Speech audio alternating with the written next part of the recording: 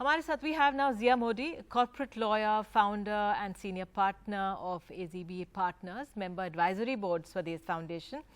I would like to ask you, ma'am, how strong is Swades as an execution foundation? In addition to ideating, you need people on the ground too. Absolutely.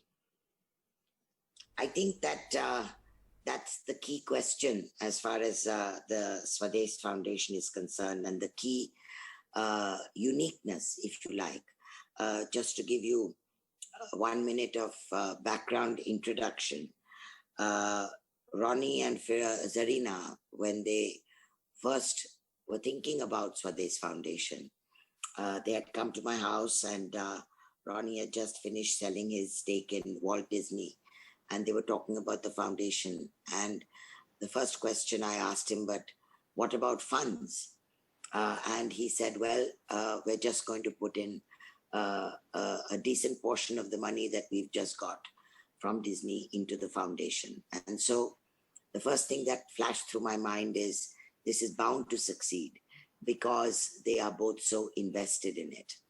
And I think the entire landscape, if you like, of what Swades wants to do is really upliftment of rural livelihoods. And the reason I think it works so well, and we hear amazing stories when we have meetings of the advisory board, is exactly that. The entire team is on the ground. The entire team is utilizing every rupee of money so that it is better tracked.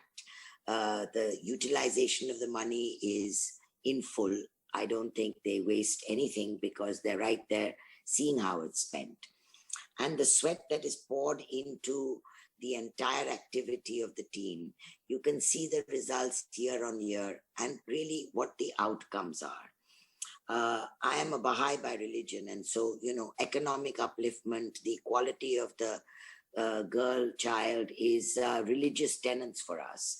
So Swades really appeals to me, and I think that, they take a lot of the learnings and the mistakes that they have made and re-engineer the model when they go back the next time to the village.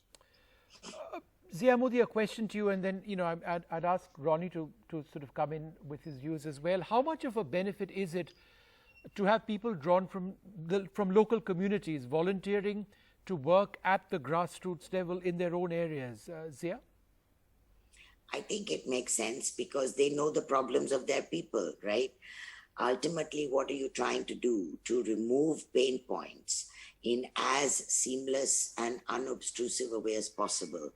Very often when people from the outside come, we all have different notions, we all have different views, and sometimes we just don't get their real day-to-day problems that the rural people face. And for people from that area would get that in a nano, would be able to provide a practical solution, a cost-effective solution, and really blend in with the community. Yeah, I totally agree. I think trust is such an important element when you're doing anything in rural India. You've got to build that trust.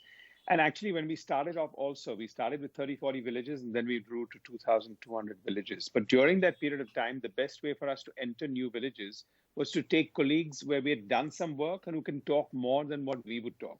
So really the community talking to the community, like any other peer-to-peer learning we have in our business world, is pretty much how it works. And I think that's the most powerful medium. Trust then becomes something that becomes a very strong pillar.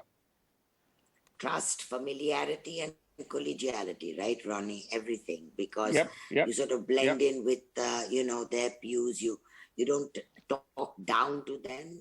You don't talk down to them. Absolutely clear. Yeah.